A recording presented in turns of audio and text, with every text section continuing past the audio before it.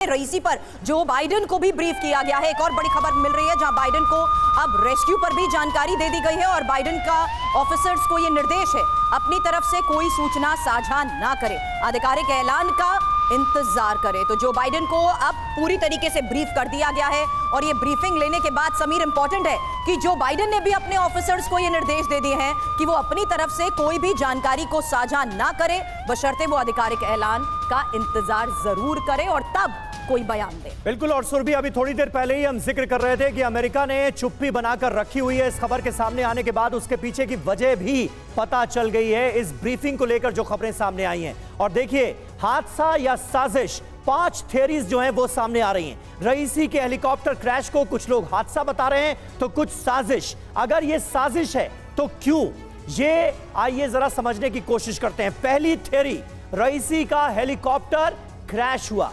दूसरी थियरी, किसी हमले की वजह से यह दुर्घटना हुई।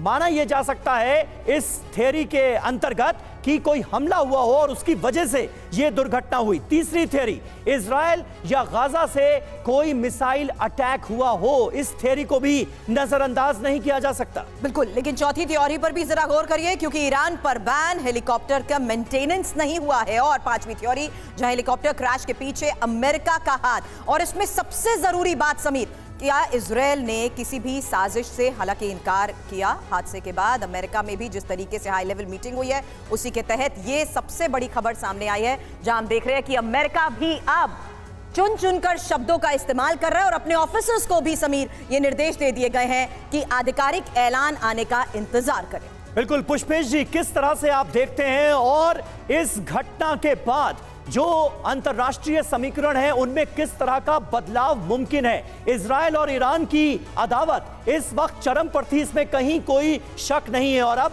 साजिश के तमाम एंगल्स भी हमारे सामने। मुझे लगता है कि साजिश हो या हादसा हो, उससे ज़्यादा कहीं अधिक महत्वपूर्ण बात हमारे लिए समझना है कि इसका असर अब क्या होने वाला है। हाँ। न केवल अंतर्राष्ट्रीय समीकरणों पर बल्कि ईरान की राजनीति पे।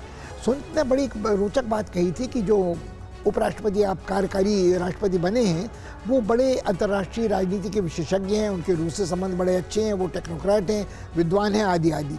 साथ ही उन्होंने ये भी जोड़ा कि 1980 के दशक में वो लड़ाई में हिस्सा भी ले चुके हैं। अब मुझे लगता है कि सबसे बड़ा सवाल जो उठता है ईरान के संदर्भ में आज, वो पीढ़ीगत है। जो वहाँ खमैनी हैं वो 85 वर्ष पार कर चुके हैं और ये सज्जन भी उस पीढ़ी के नहीं हैं जहाँ आज ईरान की बहुसंख्यक युवा जनता है। तो जो रस्साकशी वहाँ मुल्लाओं के बीच में और सेना के बीच में चल रही है,